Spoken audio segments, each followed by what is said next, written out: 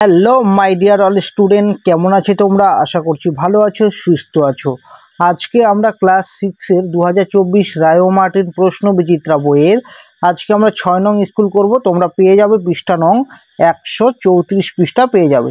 যারা যারা 1 থেকে 5 নং স্কুল এখনো দেখোনি তারা ডেসক্রিপশন থেকে বা প্লেলিস্ট থেকে দেখে নিতে পারো। তো চলো আর কথা বাড়াচ্ছি না, শুরু করছি।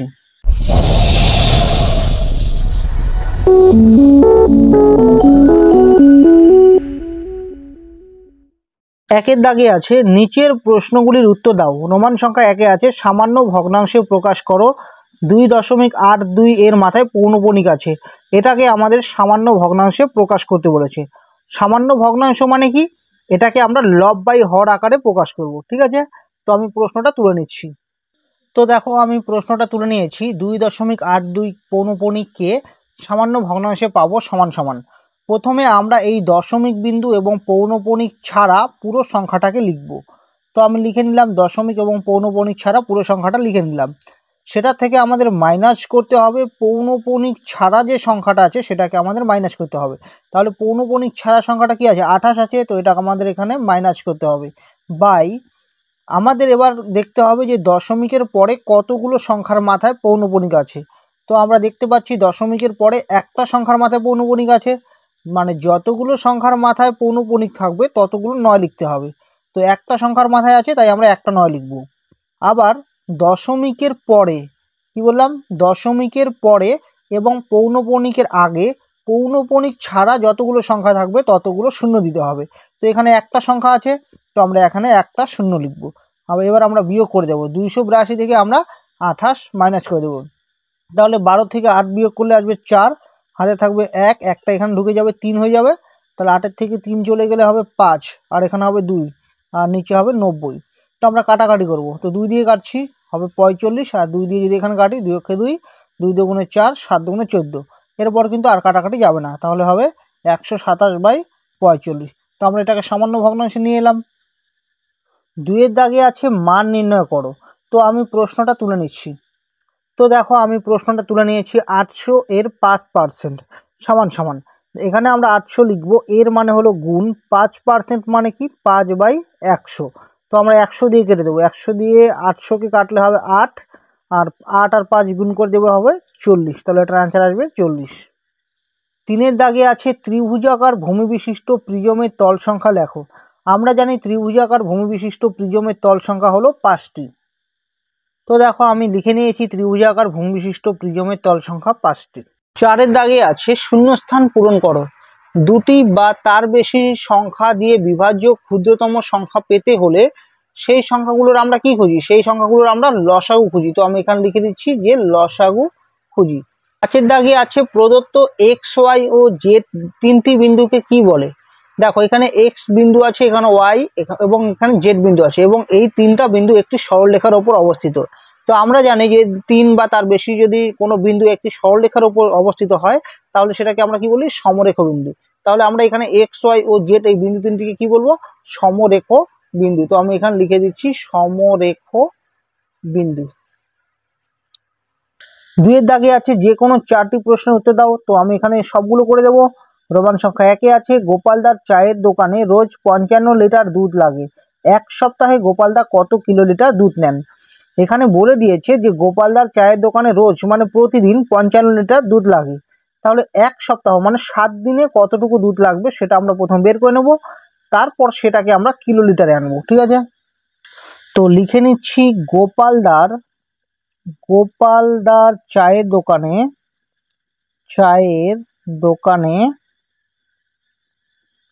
একদিনে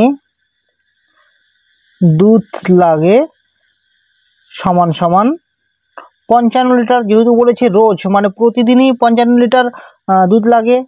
ঠিক আছে, তাহলে গোপালদার চায়ের দোকানে একদিনে দুধ লাগে 55 লিটার। তো আমাদের এখানে বের করতে বলেছে যে 1 সপ্তাহে কত লিটার দুধ লাগবে। তো আমরা লিখে নেব গোপালদার চায়ের দোকানে 1 সপ্তাহ মানে কি? 7 দিনে দুধ লাগে সমান সমান, তাহলে বেশি লাগবে। বেশি হলে কি হবে? গুণ করে দেবো আমরা, 55 × 7 লিটার। তাহলে সমান সমান গুণ করে দিচ্ছি। 5 × 7 = 35, 5 হাতে থাকবে 3, 5 × 7 = 35, আর 3 হবে 38, 385 লিটার। তো এবার এই লিটারটাকে আমাদের কি করতে হবে, কিলো লিটারে আনতে হবে।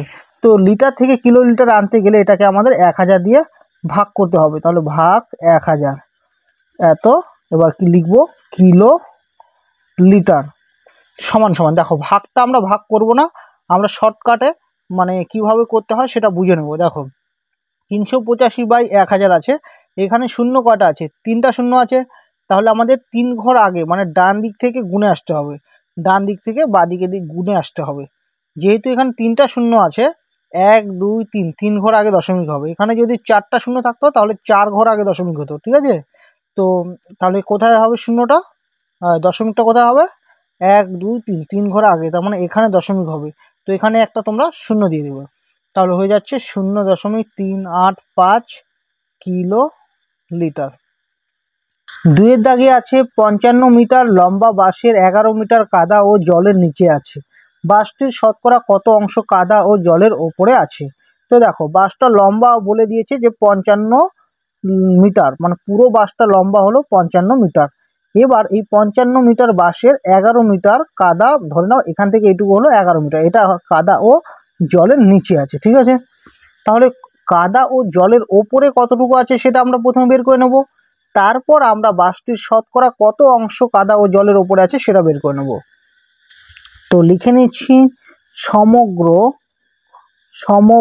বাঁশটি লম্বা সমান সমান 55 মিটার। তাহলে 55 মিটার লম্বা বাঁশ, তাহলে লিখে নেব যে কাদা ও জলের নিচে আছে সমান সমান 11 মিটার। তাহলে আমরা বের করে নিই কাদা ও জলের ওপরে কতটুকু আছে, তাহলে লিখে নেব যে সুতরাং কাদা ও জলের ওপরে আছে সমান সমান 55 মিটার থেকে বিয়োগ করে দেব 11 মিটার, তাহলে হয়ে যাবে কত, 4, এখানে 4, তাহলে হবে 44 মিটার।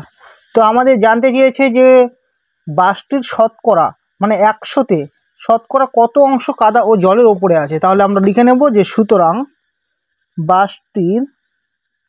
বাঁশটির শতকরা কাদা ও জলের ওপরে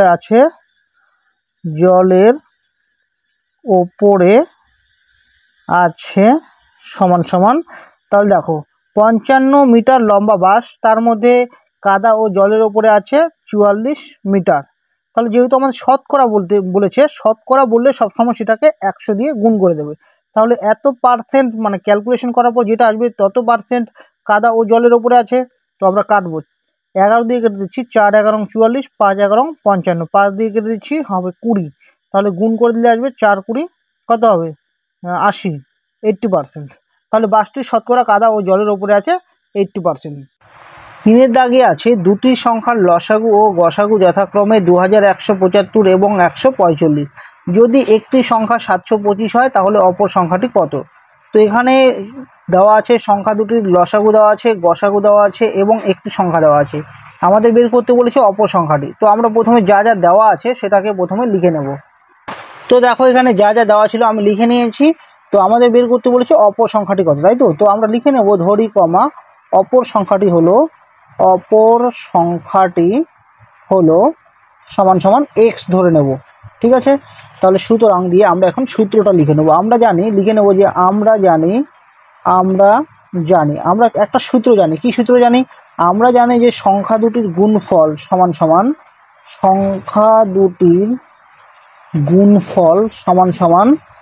সংখ্যা দুটির লসাগু ইন্টু গসাগু, সংখ্যা দুটির লসাগু ইন্টু গসাগু, ঠিক আছে। তো এবার আমরা এখানে মান বসিয়ে দেবো। দেখো সংখ্যা দুটির গুণফল, এখানে সংখ্যা দুটো কি কি আছে, একটা সংখ্যা আছে 725, তো লিখে নিলাম, এবং আরেকটা সংখ্যা অপর সংখ্যাটা কি আছে, x। তাহলে সংখ্যা দুটির গুণফল হলো 725 গুণন x সমান সমান, বলেছে সংখ্যা দুটির লসাগু ইন্টু গসাগু। সংখ্যা দুটির লসাগু কত, 2175। তো আমরা লিখে নেব 2175 গুণন গসাগু কত, সংখ্যা দুটির 145। তো লিখে নিলাম 145। তো এখান থেকে x এর মান বার করব। তাহলে x সমান সমান x এর সঙ্গে 725 কি আছে, গুণ আকারে আছে।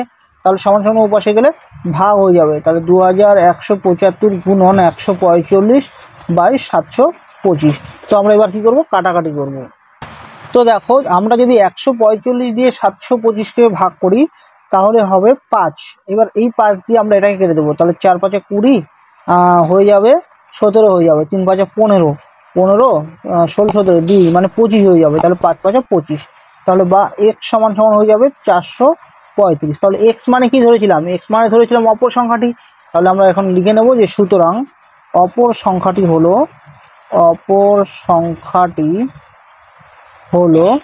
সমান সমান 435। তো এটাই হবে অ্যান্সার। 4 দাগে আছে প্রদত্ত রাশি দুটির বিপরীত রাশি লেখো। এ নং প্রশ্নে আছে 10 টাকা ব্যয়, বি নং প্রশ্নে আছে -24 কিলোগ্রাম ওজন বৃদ্ধি। তো আমাদের কি করতে হবে, এই দুটো রাশির বিপরীত রাশি আমাদের লিখতে হবে। তো আমি এই দুটো প্রশ্ন তুলে নিচ্ছি। তো দেখো আমি প্রশ্নটা তুলে নিয়েছি, তো এর বিপরীত রাশিটা আমরা লিখব। তো এখানে আছে 10 টাকা ব্যয়, তাহলে 10 টাকা ব্যয়ের বিপরীত রাশি কি হবে, 10 টাকা আয় হবে। তাহলে লিখে নেব 10 টাকা আয়। আর এখানে আছে -24 কিলোগ্রাম ওজন বৃদ্ধি, যেহেতু এখানে মাইনাস আছে তার মানে এটা কি হবে, +24 কিলোগ্রাম ওজন বৃদ্ধি। তাহলে আমরা প্লাস লিখবো না, শুধু এখানে নাই মানে প্লাস আছে, +24 কিলোগ্রাম ওজন বৃদ্ধি। ঠিক আছে। তো 5 দাগে আছে মানের ঊর্ধ্বক্রমে সাজাও। মানের ঊর্ধ্বক্রমে সাজাও মানে ছোট থেকে বড় দিকে সাজাতে বলেছে। তো আমি এই প্রশ্নগুলো তুলে নিচ্ছি। তো দেখো প্রশ্নটা আমি তুলে নিয়েছি। তো এটা দু রকম ভাবেও করা যায়, আমি দু রকম ভাবেই তোমাদেরকে দেখাবো, তোমাদের যেটা সুবিধা মনে হবে সেটাই তোমরা করবে। তো দেখো প্রথমে আছে 0.3 এর মাথায় পৌনঃপুনিক। তো এটাকে আমরা এভাবে লিখতে পারি 0.33333, মানে চলতে থাকবে, 3 সংখ্যাটা বারবার আসবে। পৌনঃপুনিক মানে কি, একই সংখ্যা বারবার ঘুরে আসবে। ঠিক আছে, কমা দিলাম। এবার এটাকে আমরা লিখতে পারি 0.1, আর যেহেতু এখানে 6 এর মাথায় পৌনঃপুনিক দেওয়া আছে তাই 6 সংখ্যাটা বারবার ঘুরে আসবে। ঠিক আছে, চলতে থাকবে। আর এখানে দেখো 0.1 এর মাথায় পৌনঃপুনিক দেওয়া আছে, তাহলে 1 সংখ্যাটা বারবার মানে আসতে থাকবে। তাহলে দেখো এখানে যদি আমি 2 সংখ্যা নেই, মানে দশমিকের পরে 2 সংখ্যা নেই, আর এখানেও দশমিক পরে 2 সংখ্যা নেই, এখানে দশমিক পরে 2 সংখ্যা নেই, তাহলে একটা জিনিস লক্ষ্য করে দেখো, এখানে কত আছে 0.11, আর এখানে 0.16, আর এটা 0.33। তাহলে সব থেকে ছোট কোনটা, এটা সব থেকে ছোট। যেহেতু আমাদের মানের ঊর্ধ্বক্রমে সাজাতে বলেছে তাহলে আমরা লিখে নেব যে মানের ঊর্ধ্বক্রমে সাজিয়ে পাই। তাহলে সব থেকে ছোট হলো এটা, এটা মানে কোনটা 0.1 এর মাথা পৌনঃপুনিক। তারপর এই দুটোর মধ্যে এটা ছোট, তাহলে আমরা লিখবো 0.16 এর মাথা পৌনঃপুনিক, আর তারপর এটা 0.3 এর মাথা পৌনঃপুনিক। তো এভাবে করা যায়। আর আমি আরেকভাবে করব। তো আমি সাজেস্ট করব তোমাদেরকে এখন যে নিয়মটা করব এটাই পরীক্ষা হলে করার জন্য, কারণ এটাই হলো ইউনিক নিয়ম। ঠিক আছে, তো আমি প্রশ্নটা তুলে নিচ্ছি আবার। 0.3 এর মাথা পৌনঃপুনিক, 0.16 এর মাথা পৌনঃপুনিক, আর 0.1 এর মাথায় পৌনঃপুনিক। তো আমি এই প্রশ্নটাকেই আমি আবার ওপর নিচে লিখে নেব 0.16 0.1 এর মাথায় পৌনঃপুনিক। ঠিক আছে, তো প্রশ্নটা তুলে নিলাম সমান সমান।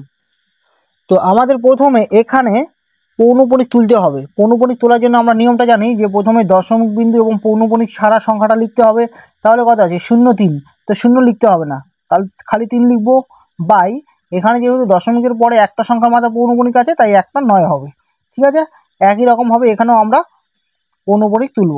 তাহলে আমরা কি লিখবো, প্রথমে দশমিক বিন্দু এবং পৌনঃপুনিক ছাড়া পুরো সংখ্যাটা লিখবো, মানে 016 লিখবো, শূন্যটা লিখতে হয় না। ঠিক আছে, তাই আমরা শূন্যটা লিখবো না, কারণ কোনো সংখ্যার সামনে শূন্যের কি দাম নেই। তো আমরা এখানে 16 লিখবো। সেটার থেকে আমরা মাইনাস করে দেব যে পৌনঃপুনিক ছাড়া যে সংখ্যাটা আছে, কত আছে 0 1 আছে, তো 0 তো কোনো দাম নেই, শুধু আমরা 1 লিখবো। তাহলে এটাকে মাইনাস করে দেবো, বাই দশমিক বিন্দুর পরে যতগুলো সংখ্যার মাথায় পৌনঃপুনিক ততগুলো 9 লিখবো। তো এখানে একটা সংখ্যার মাথায় পৌনঃপুনিক তাই একটা 9 লিখবো, এবং দশমিক বিন্দুর পরে এবং পৌনঃপুনিকের আগে পৌনঃপুনিক ছাড়া সংখ্যা আছে একটা, তাই আমরা এখানে একটা 0 লিখবো। ঠিক আছে, তাহলে এখানে কত হবে 15/90। আর এখানে দেখো এখানে একই রকমভাবে আমরা প্রথমে দশমিক বিন্দু এবং পৌনঃপুনিক ছাড়া সংখ্যাটা লিখবো।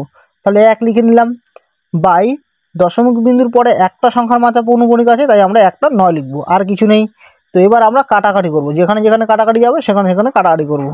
তাহলে কেটে দিচ্ছি 3 দিয়ে, 3 অক্ষে 3, 3 3 9, তাহলে এখানে হলো 1/3, আর এখানে 15 দিয়ে কাটবো, 15 কে 15, আর 6 15 90, তাহলে হবে 1/6, আর এখানে হলো 1/9, ঠিক আছে। এবার দেখো, এবার এই যে ভগ্নাংশগুলো আছে এই ভগ্নাংশগুলোর আমরা হরগুলো সমান করব, ঠিক আছে। তাহলে আমরা বুঝবো যে কোনটা বড় কোনটা ছোট। তো আমরা কি করব, 3, 6 এবং 9-এর লসাগু নেব। দেখো বাইরে কিন্তু প্রচুর বৃষ্টি হচ্ছে, ঠিক আছে, তাই হয়তো আমার কথাগুলো একটু কম শোনা যাচ্ছে।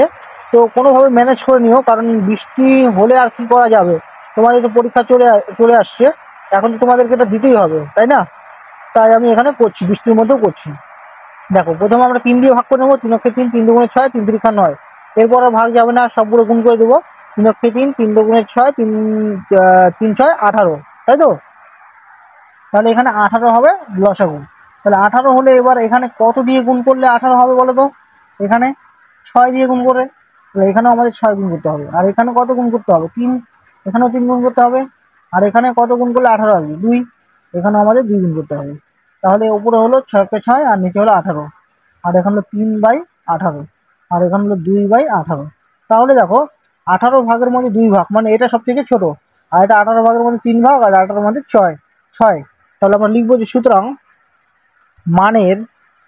মানের ঊর্ধ্বক্রমে সাজিয়ে পাই। তাহলে আমরা বলবো সব থেকে ছোট হলো এটা, তারপর 3/18, তারপরে এই দুটোর মধ্যে এটা সব থেকে বড়, মানে এটা সব থেকে ছোট, তারপরে এই দুটোর মধ্যে এটা সব থেকে ছোট, তারপর এটা, ঠিক আছে। তাহলে 2/18 মানে কোনটা, 0.1 এর মাথা পৌনঃপুনিক এটা। আর 3/18 মানে কোনটা, 0.16 এর মাথা পৌনঃপুনিক এটা। আর 6/18 মানে কত, 0.3 এর মাথায় পৌনঃপুনিক। তো এটাই হবে অ্যান্সার। 3-এর রোমান সংখ্যা 1-এ আছে একটি শহরের বর্তমান জনসংখ্যা 26,250 জন। যদি বার্ষিক 4% হারে জনসংখ্যা বাড়ে তবে পরের বছরে জনসংখ্যা কত হবে। তো দেখো এখানে শহরের বর্তমান জনসংখ্যাটা বলা আছে, তো বলেছে যদি বার্ষিক 4% হারে বাড়ে তাহলে পরের বছর জনসংখ্যা কত হবে। তাহলে আমরা এখানে প্রথমে লিখে নেব যে শহরের বর্তমান জনসংখ্যা সমান সমান এটা। তো দেখো আমি লিখে নিয়েছি শহরের বর্তমান জনসংখ্যা সমান সমান 26,250 জন। এবার আমরা লিখে নেব যে যেহেতু বার্ষিক 4% হারে জনসংখ্যা বাড়ে, এই কথাটা লিখে নেব, যেহেতু বার্ষিক 4% হারে জনসংখ্যা বাড়ে, তাহলে লিখবো যে সুতরাং জনসংখ্যা বাড়ে সমান সমান 4% হারে জনসংখ্যা বাড়া মানে কতজন জনসংখ্যা বাড়ে সেটা আমরা প্রথমে বের করে নেব। তাহলে টোটাল হলো 26,250, এর 4% মানে কি 4/100। তো আমরা এখানে একটা শূন্য এখানে একটা শূন্য কেটে দেবো। এরপর কি করব, কাটাকাটি করব না, এরপর আমরা কাটাকাটি করতে পারো। তো আমি কাটাকাটি করে দিচ্ছি এখানে, ঠিক আছে। তো 5 দিয়ে কাটছি, 5 5 25, 26, তাহলে হয়ে যাবে 12 হয়ে গেলে হবে 5 × 10, হবে 2, তাহলে 25, 5 5 25। আর এটা 5 দিয়ে কাটো, 5 × 10, 2 দিয়ে কেটে দিচ্ছি, 2 2 4, তাহলে 525কে আমরা 2 দিয়ে গুণ করে দেবো। তাহলে 525কে যদি আমরা 2 দিয়ে গুণ করি, 5 2 10 হাতে হবে 1, 2 2 4 1 5, 5 2 10, তাহলে হবে 1050 জন। তাহলে 4% হারে জনসংখ্যা বাড়া মানে হলো 1050 জন বাড়ে। তাহলে লিখে নেবো সুতরাং পরের বছর জনসংখ্যা হবে সমান সমান, তাহলে মোট জনসংখ্যা ছিল 26,250 জন, আর 4% হারে জনসংখ্যা বাড়া মানে কতজন বেড়েছে, 1050 জন বেড়েছে। তাহলে যোগ করে দিলে যতজন হবে সেটাই পরের বছরের মোট জনসংখ্যা কতজন সেটা বেরিয়ে যাবে। তো আমরা যোগ করেছি 0, 5 5 10, হাতে থাকবে 1, 2 আর 1 3, আর এখানে হবে 2, এখানে হবে 6, আর 1 হবে 7, আর এখানে হবে 2, অর্থাৎ 27,300 জন। তো এটাই হবে অ্যান্সার। 2-এর দাগে আছে হালদার পাড়ার মোড়ে রমেন বাবুর ব্যাগের দোকান, এই সপ্তাহে ব্যাগ বিক্রির তালিকা হলো। দেখো এখানে বারগুলো বলা আছে, সোম মঙ্গল বুধ বৃহস্পতি শুক্র শনি, আর ব্যাগ বিক্রির সংখ্যাগুলো নিচে দেওয়া আছে যে সোমবারে ব্যাগ বিক্রি করেছে 40টি, মঙ্গলবারে 30টি, বুধবারে 35টি, এভাবে বলা আছে। প্রদত্ত তথ্য থেকে একটি স্তম্ভ চিত্র অঙ্কন করো। তাহলে এই তথ্য থেকে আমাদের একটা স্তম্ভ চিত্র অঙ্কন করতে বলেছে, তো আমি এঁকে নিচ্ছি।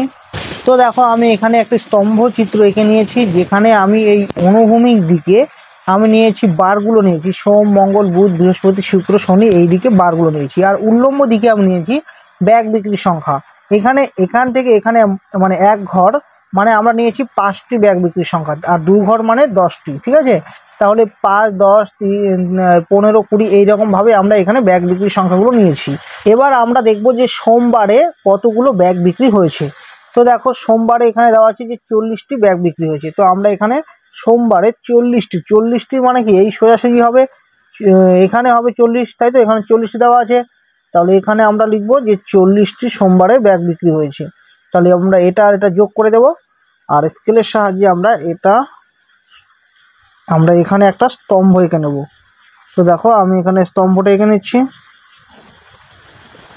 তাহলে এই হয়ে গেল স্তম্ভ, যেটা সোমবারে ব্যাগ বিক্রি হয়েছে 40টি। তারপর আছে মঙ্গলবারে কতগুলো হয়েছে, 30টি হয়েছে। তাহলে আমরা এখানে 30 যেটা আছে সেটা সোজাসুজি নেব। তাহলে 30 মানে এটা, তাহলে এই সোজাসুজি এটা হবে, এখানে হবে 30টি। তার মানে যে এখান থেকে আমরা 30-এর সোজাসুজি যাব।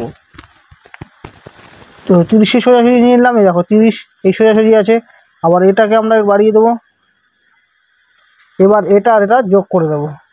তাহলে আমাদের মঙ্গলবারে 30টি ব্যাগ বিক্রির সংখ্যাটা বোঝানো হয়ে গেল। এরপরে আছে বুধবারে আছে 35টি। তাহলে 35 কোনটা হবে, এটা। তাহলে এই সোজাসুজি আমাদের প্রথমে এটা সোজাসুজি নিতে হবে 35। তাহলে এখান থেকে বুধবারে 35, তাহলে 35 মানে এই দেখো এই সোজাসুজি আছে এখানে 35, আবার এটাকে বাড়িয়ে দিতে হবে। তো এই হয়ে গেল 35টি। তারপরে বৃহস্পতিবারে 25টা হলে কোথায়, এখানে 25, তাহলে এই সোজাসুজি নিতে হবে। তাহলে এখান থেকে বৃহস্পতিবারে হবে 25টি।